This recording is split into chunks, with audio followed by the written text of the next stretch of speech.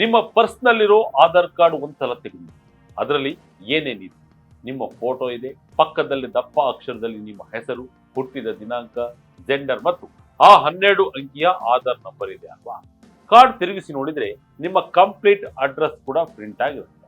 ಆದ್ರೆ ವೀಕ್ಷಕರೇ, ಇನ್ಮುಂದೆ ನಿಮಗೆ ಸಿಗೋ ಆಧಾರ್ ಕಾರ್ಡ್ ನಲ್ಲಿ ಇದ್ಯಾವುದೂ ಇರೋದಿಲ್ಲ. ಅಂದ್ರೆ ನೀವು ನಂಬ್ತೀರಾ? ಹೌದು, ಆಧಾರ್ ಕಾರ್ಡ್ ನ ಡಿಸೈನ್ ನನ್ನೇ ಕಂಪ್ಲೀಟ್ ಆಗಿ ಬದಲಾಯಿಸಲು UIDAI ಮುಂದಾಗಿದೆ ಎಂಬ ಬಲವಾದ ಸುದ್ದಿ ಈಗ ಟೆಕ್ ಲೋಕದಲ್ಲಿ ಮತ್ತು ಸೋಷಿಯಲ್ ಮೀಡಿಯಾದಲ್ಲಿ ಹರಿದಾಡ್ತಾ ಇದೆ. ನಿಮ್ಮ ಪ್ರೈವಸಿ ಅಥವಾ ಗೌಪ್ಯತೆಯನ್ನ ಕಾಪಾಡೋಕೆ ಮತ್ತು ದಿನೇ ದಿನೇ ಹೆಚ್ಚಾಗ್ತಿರುವ ಆಧಾರ್ ಸಂಬಂಧಿತ ಫ್ರಾಡ್ಗಳಿಗೆ ಬ್ರೇಕ್ ಹಾಕೋಕೆ ಸರ್ಕಾರ ಇಂತಹದೊಂದು ದೊಡ್ಡ ಬದಲಾವಣೆಗೆ ಕೈ ಹಾಕಿದೆ ಎನ್ನಲಾಗ್ತಿದೆ. ಹಾಗಾದ್ರೆ ಹೊಸ ಆಧಾರ್ ಕಾರ್ಡ್ ಹೇಗಿರುತ್ತೆ, ಅದರಲ್ಲಿ ಏನಿರುತ್ತೆ, ಹಳೆಯ ಕಾರ್ಡ್ ಕಥೆ ಏನು, ಈ ಬಗ್ಗೆ ಬಂದಿರುವ ಲೇಟೆಸ್ಟ್ ಅಪ್ಡೇಟ್ ಏನು, ಎಲ್ಲವನ್ನ ಈ ವಿಡಿಯೋದಲ್ಲಿ ಡೀಟೇಲ್ ಆಗಿ ಹೇಳ್ತೀವಿ. ಬನ್ನಿ. ವಿಜಯ ಕರ್ನಾಟಕ ವೀಕ್ಷಕರಿಗೆ ಸ್ವಾಗತ. ನಾನು ಶಂಕರ್ ನಾಯಕ್.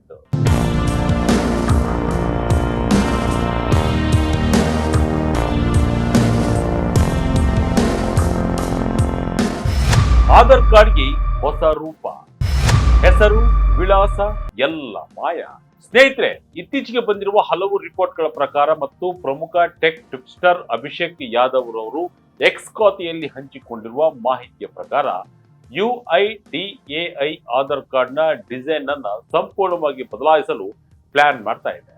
ಸದ್ಯಕ್ಕೆ ನಮ್ಮ ಬಳಿ ಇರುವ ಕಾರ್ಡ್ ನಲ್ಲಿ ನಮ್ಮ ಎಲ್ಲಾ ಪರ್ಸನಲ್ ಡೀಟೇಲ್ಸ್ ಅನ್ನ ಓಪನ್ ಆಗಿ ಕಾಣುತ್ತೆ. ಆದ್ರೆ ಹೊಸ ಡಿಸೈನ್ ನಲ್ಲಿ ಕಾರ್ಡ್ ನ ಮುಂಭಾಗದಲ್ಲಿ ಕೇವಲ ಕಾರ್ಡ್ ಹೋಲ್ಡರ್ ಫೋಟೋ ಮತ್ತು ಒಂದು ಹೈ ಸೆಕ್ಯೂರಿಟಿ QR ಕೋಡ್ ಮಾತ್ರ ಇರಲಿದೆ. ಅಂದ್ರೆ ಬರಿಗಣ್ಣಿಗೆ ಕಾಣುವಂತೆ ನಿಮ್ಮ ಹೆಸರು, ತಂದೆಯ ಹೆಸರು, ಡೇಟ್ ಆಫ್ ಬರ್ತ್ ಅಥವಾ ಆ 12 ಡಿಜಿಟಲ್ ಆಧಾರ್ ನಂಬರ್ ಕೂಡ ಕಾರ್ಡ್ ಮೇಲೆ ಪ್ರಿಂಟ್ ಆಗಿರಲ್ವಂತೆ.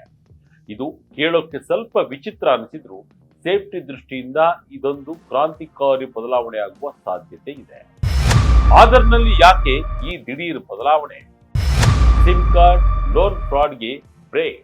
ಈಗ ನಿಮಗೆ ಒಂದು ಪ್ರಶ್ನೆ ಬರಬಹುದು, ಚೆನ್ನಾಗಿರುವ ಕಾರ್ಡ್ ಅನ್ನ ಯಾಕೆ ಬದಲಾಯಿಸುತ್ತಿದ್ದಾರೆ ಅಂತ. ಇದಕ್ಕೆ ಮುಖ್ಯ ಕಾರಣ ಸುರಕ್ಷತೆ ಮತ್ತು ಪ್ರೈವಸಿ. ಈಗಿನ ಕಾಲದಲ್ಲಿ ಆಧಾರ್ ಕಾರ್ಡ್ ಅಂದ್ರೆ ನಮ್ಮ ಐಡೆಂಟಿಟಿ. ಅಂದ್ರೆ ಇದೇ ಆಧಾರ್ ಕಾರ್ಡ್ ಅನ್ನ ನಾವು ಹೋಟೆಲ್ ಬುಕ್ಕಿಂಗ್ಗೆ, ಸಿಮ್ ಕಾರ್ಡ್ ತೆಗೆದುಕೊಳ್ಳೋಕೆ ಅಥವಾ ಇನ್ಯಾವುದೋ ಕೆಲಸಕ್ಕೆ ಜೆರಾಕ್ಸ್ ಅನ್ನ ಕೊಟ್ಟಿರ್ತೀವಿ. ಆ ಜೆರಾಕ್ಸ್ ಕಾಪಿಯಲ್ಲಿ ನಮ್ಮ ಎಲ್ಲಾ ಡೀಟೇಲ್ಸ್ ಇರುತ್ತೆ. ಇದನ್ನೇ ದುರುಪಯೋಗ ಪಡಿಸಿಕೊಳ್ಳುವ ಸೈಬರ್ ಕಳ್ಳರು ಬೇರೆಯವರ ಆಧಾರ್ ಫೋಟೋ ಕಾಪಿ ಇಟ್ಕೊಂಡು ಸಿಮ್ ಕಾರ್ಡ್ ಎತ್ತುವಳಿ ಮಾಡುವುದು, ಅವರ ಹೆಸರಲ್ಲಿ ಲೋನ್ ತೆಗೆದುಕೊಳ್ಳೋದು ಅಥವಾ ಆಧಾರ್ ಎನೇಬಲ್ಡ್ ಪೇಮೆಂಟ್ ಸಿಸ್ಟಮ್ ಮೂಲಕ ಬ್ಯಾಂಕ್ ಖಾತೆಗೆ ಕನ್ನ ಹಾಕುವಂತಹ ಕ್ರೈಮ್ಗಳನ್ನ ಮಾಡ್ತಿದ್ದಾರೆ. ಈ ಹೊಸ ಡಿಸೈನ್ ಬಂದ್ರೆ ಕಾರ್ಡ್ ಮೇಲೆ ಯಾವುದೇ ಮಾಹಿತಿ ಪ್ರಿಂಟ್ ಆಗಿರಲ್ಲ. ಹಾಗಾಗಿ ಯಾರಾದ್ರೂ ನಿಮ್ಮ ಕಾರ್ಡ್ ಅನ್ನ ನೋಡಿದ್ರು ಅಥವಾ ಫೋಟೋ ತೆಗೆದುಕೊಂಡ್ರು ಅವರಿಗೆ ನಿಮ್ಮ ಪರ್ಸನಲ್ ಡೀಟೇಲ್ಸ್ ಸಿಗಲ್ಲ. ಕೇವಲ ಅಧಿಕೃತ ವ್ಯಕ್ತಿಗಳು ಅಥವಾ ಸಂಸ್ಥೆಗಳು ಆ QR ಕೋಡ್ ಅನ್ನ ಸ್ಕ್ಯಾನ್ ಮಾಡಿದ್ರೆ ಮಾತ್ರ ಸರ್ವರ್ ಮೂಲಕ ನಿಮ್ಮ ಮಾಹಿತಿ ಅವರಿಗೆ ವೆರಿಫೈ ಆಗುತ್ತೆ. ಇದರಿಂದ ಆಫ್ಲೈನ್ ಆಗಿ ನಡೆಯುವ ಫ್ರಾಡ್ಗಳಿಗೆ ದೊಡ್ಡ ಬ್ರೇಕ್ ಬೀಳುತ್ತೆ ಅನ್ನೋದು ತಜ್ಞರ ಲೆಕ್ಕಾಚಾರ. QR ಕೋಡ್ ಹೇಗಿರಲಿದೆ ಗೊತ್ತಾ? ಸ್ಕ್ಯಾನ್ ಮಾಡಿದ್ರಷ್ಟೇ ಮಾಹಿತಿ ಲಭ್ಯ. ಈ ಹೊಸ ಸಿಸ್ಟಮ್ ನಲ್ಲಿ QR ಕೋಡ್ ಅನ್ನೋದು ತುಂಬಾನೇ ಪವರ್ಫುಲ್ ಆಗಿರಲಿದೆ. ಈ ಬಗ್ಗೆ 2025 ನವೆಂಬರ್ ಮತ್ತು ಡಿಸೆಂಬರ್ ನಲ್ಲಿ UIDAI CEO ಭುವನೇಶ್ ಕುಮಾರ್ ಅವರು ಸುಳಿವು ನೀಡಿದ್ದರು. ಆಧಾರ್ ಅನ್ನೋದು ವೆರಿಫಿಕೇಶನ್ಗೆ ಇರುವ ಸಾಧನವೇ ಹೊರತು ಎಲ್ಲರಿಗೂ ಹಂಚುವ ಡಾಕ್ಯುಮೆಂಟ್ ಅಲ್ಲ ಅಂತ ಅವರು ಹೇಳಿದ್ರು. ಈ ಹೊಸ ಕಾರ್ಡ್ ನಲ್ಲಿರುವ QR ಕೋಡ್ ಸ್ಕ್ಯಾನ್ ಮಾಡಿದಾಗ ಅದರಲ್ಲಿರುವ ಮಾಹಿತಿ ಎನ್ಕ್ರಿಪ್ಟ್ ಆಗಿರುತ್ತೆ. ಅಂದ್ರೆ ಆ ಮಾಹಿತಿಯನ್ನ ಕೇವಲ ಅಧಿಕೃತ ಸ್ಕ್ಯಾನರ್ಗಳು ಮತ್ತು UIDAI ಆಪ್ಗಳು ಮಾತ್ರ ಡಿಕೋಡ್ ಮಾಡೋಕೆ ಸಾಧ್ಯ. ಉದಾಹರಣೆಗೆ, ನೀವು ಹೋಟೆಲ್ಗೆ ಹೋದಾಗ ಅವರು ಸ್ಕ್ಯಾನ್ ಮಾಡಿದ್ರೆ ನಿಮ್ಮ ಫೋಟೋ ಮತ್ತು ಹೆಸರು ಮ್ಯಾಚ್ ಆಗುತ್ತಾ ಅಂತ ಸಿಸ್ಟಮ್ ಹೇಳುತ್ತೆ ಅಷ್ಟೇ ಹೊರತು ನಿಮ್ಮ ಪೂರ್ತಿ ಜಾತಕ ಅವರಿಗೆ ಸಿಗಲ್ಲ.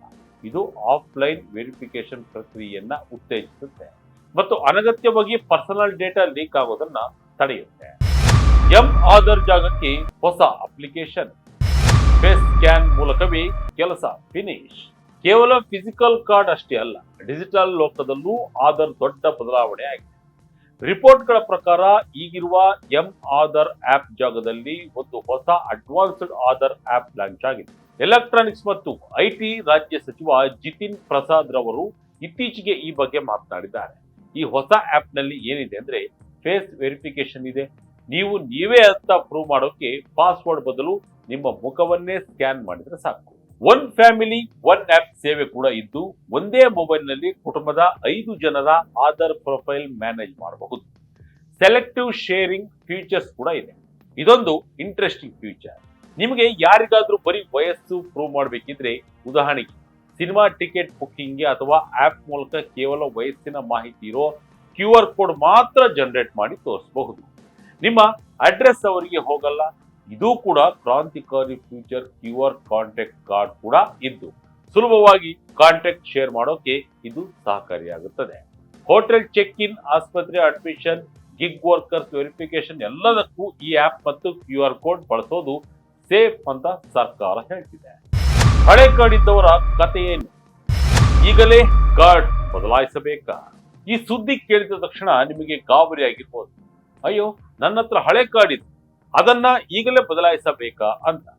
ಗಾಬರಿ ಬೀಳೋ ಅವಶ್ಯಕತೆ ಇಲ್ಲ. ಈ ಬಗ್ಗೆ ಕೆಲವು ಅಂಶಗಳು ನಾವು ತಿಳ್ಕೋಬೇಕು. ಇದು ಇನ್ನೂ ಅಧಿಕೃತ ಘೋಷಣೆಯಾಗಿಲ್ಲ.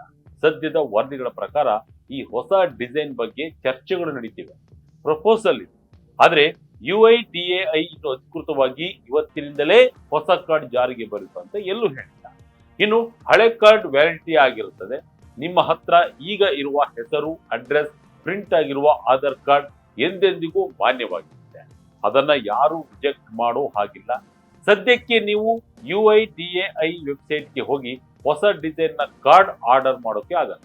ಆರ್ಡರ್ ಮಾಡಿದ್ರು ಕೂಡ ಹಳೆ ಫಾರ್ಮೆಟ್ ಕಾರ್ಡ್ ಬರುತ್ತೆ. ಆದ್ದರಿಂದ ತಲೆ ಕೆಡಿಸಿಕೊಳ್ಳಬೇಕಾದ ಅಗತ್ಯವಿಲ್ಲ.